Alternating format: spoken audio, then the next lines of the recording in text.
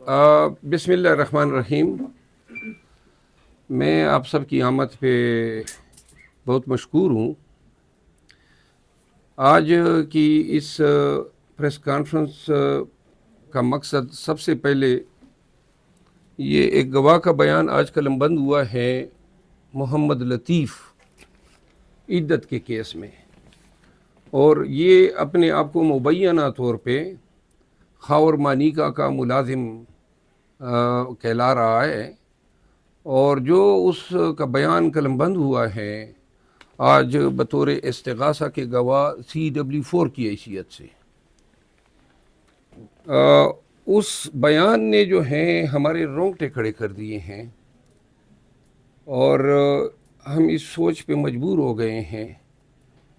کہ عدت کیس کے نام پہ جو توہین، جو قذف کا ارتکاب کیا جا رہا ہے، اور جو خان صاحب اور ان کی بیگم صاحبہ کے خلاف کردار کشی کی ایک کمپین جاری ہے، وہ پوری قوم کے لیے ایک المیہ بن چکی ہیں، ایک سوال کو جنم دے رہی ہے کہ کیا ہم اتنے اخلاقی پستی میں گر گئے ہیں اور اتنے جو ہیں گراوٹ کا شکار ہو گئے ہیں کہ اب ملک کی مقبول ترین پارٹی کے لیڈر کو عوام کی نظروں میں گرانے کے لیے کوئی چارہ کار نہیں رہا، تو گھر کے نوکروں کو گواہ بنا کے 6 سال بعد آپ ایسے الزامات مرتب کر رہے ہیں جن الزامات کو پاکستان کے معاشرے میں کوئی بھی شخص اپنے گھر میں بچوں کے ساتھ، گھر والوں کے ساتھ بیٹھ کے سن بھی نہیں سکتا ہے۔ آج میں آپ کو سب سے پہلے ان الزامات کی قانونی حیثیت کے بارے میں بتانا چاہتا ہوں۔ اس مقدمے سے پہلے ایک اور مشکوک شخص کو لایا گیا جس کا نام حنیف تھا، اور اس نے انہی گواہان کے بیانات کے بلبوتے پہ، جو مولوی صاحب ہیں اور جو اون چودھری، اور ان کے بیانات پہ انہوں نے ایک کیس دائر کیا، اور وہ کیس یہ تھا کہ جو عدت کا پیریڈ ہے یہ مکمل نہیں ہوا تھا اور خان صاحب اور بشرا بی بی کا نکاح ہو گیا۔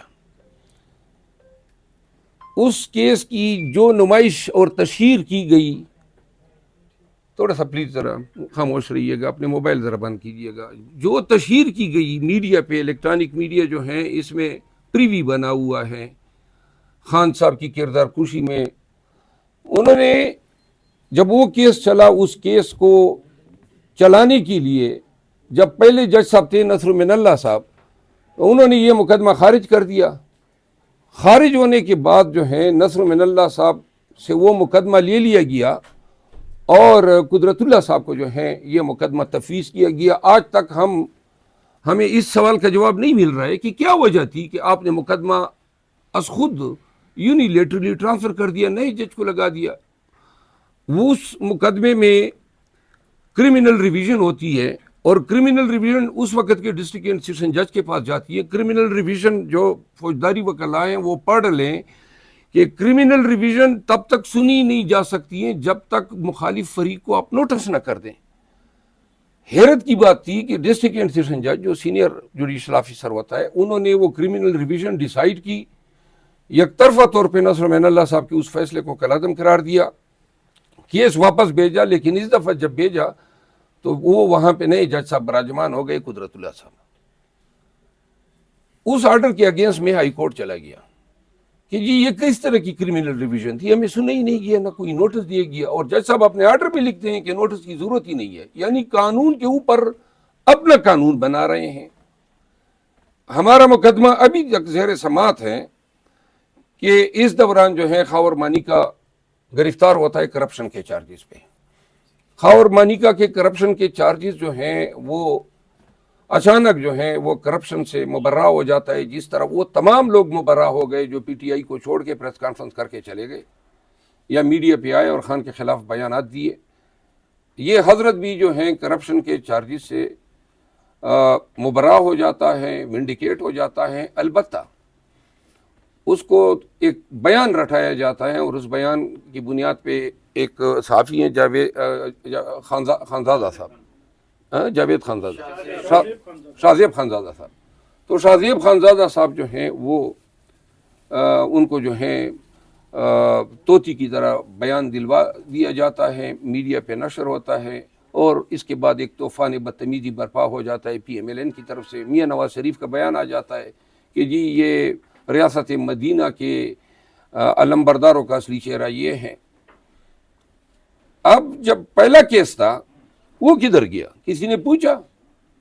اور یہی وکیل صاحب جو آج خاور مانیکا صاحب کے وکیل ہیں، وہی اس حنیف کے وکیل تھے، میرے دوست ہیں راجہ رضوان عباس صاحب۔ تو مطلب یہ ہے کہ پارٹی وہی ہے، صرف چہرے تبدیل کیے گئے۔ اب جب ان کو اندازہ ہوا کہ وہ کیس نہیں چل سکتا ہے، اس کے میرٹ پورے نہیں ہیں اور ثابت کرنا ناممکن ہے، تو اچانک ایک روز بغیر ہمیں کسی نوٹس کے، مقدمہ اس دن مقرر بھی نہیں ہے، اور وہ قدرت اللہ صاحب کے پاس درخواست دے دیتے ہیں کہ ہمیں یہ مقدمہ واپس لے کے نیا مقدمہ دائر کرنے کی اجازت دی جائے۔ یہ دیوانی مقدموں میں ہوتا ہے، فوجداری مقدموں میں اس طرح نہیں ہوتا ہے، کبھی آج تک ہم نے سنا ہی نہیں ہے۔ تو جج صاحب جو ہیں تیار بیٹھے ہوتے ہیں اور جناب اجازت دے دیتے ہیں۔ اجازت دینے کے بعد یہ خاور مانیکا کے بیان اور یہ جو وہی مولوی صاحب اور اون چودھری، یہ سب مل کے دوبارہ گواہان بن جاتے ہیں۔ انتہائی پورتی کے ساتھ یہ مقدمہ دائر ہو جاتا ہے، اور اس کے بعد جج صاحب جو ہیں وہ بالکل گھوڑے کو لگام دے دیتے ہیں، اور استغاثے میں جناب علی گواہان، آج یہ جو گواہ ہوا ہے میرے خیال میں 5واں گواہ ہے، یہ گواہان ہو رہے ہیں، اور گواہان سے وہ کچھ کہلوایا جا رہا ہے جو شریعت کی نفی ہے، جو انسانیت کی نفی ہے، اخلاقیات کی نفی ہے۔ اتنی گراوٹ کا مظاہرہ کس طرح ہو سکتا ہے پاکستانی معاشرے میں؟ اسلام اور لا الہ الا اللہ محمد رسول اللہ کے نعرے پہ یہ ملک بنا ہے، اور آج ایک میاں بیوی آپ کس طرح ان کی تکذیب کر رہے ہیں، ان کی آپ کس گھٹیا انداز میں جو ہیں پاکستانیوں کو کیا اخلاقیات بتانا چاہتے ہیں؟ یہ آپ کی سیاست ہے، اور ملک اس سیاست کا کس طرح متحمل ہو سکتا ہے کہ جب آپ کی ساری ناؤ جو ہیں وہ یہاں پہ رک گئی کہ نوکر آپ کو مل گیا، اور نوکر جناب جو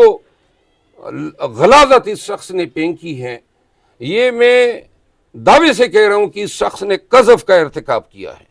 اور ان تمام لوگوں نے قذف کا ارتکاب کیا ہے جس کی سزا دروں یعنی کوڑوں میں ہے۔ اور نوکر جناب جو غلاظت اس شخص نے پھینکی ہے، یہ میں دعوے سے کہہ رہا ہوں کہ اس شخص نے قذف کا ارتکاب کیا ہے، اور ان تمام لوگوں نے قذف کا ارتکاب کیا ہے جس کی سزا دروں یعنی کوڑوں میں ہے۔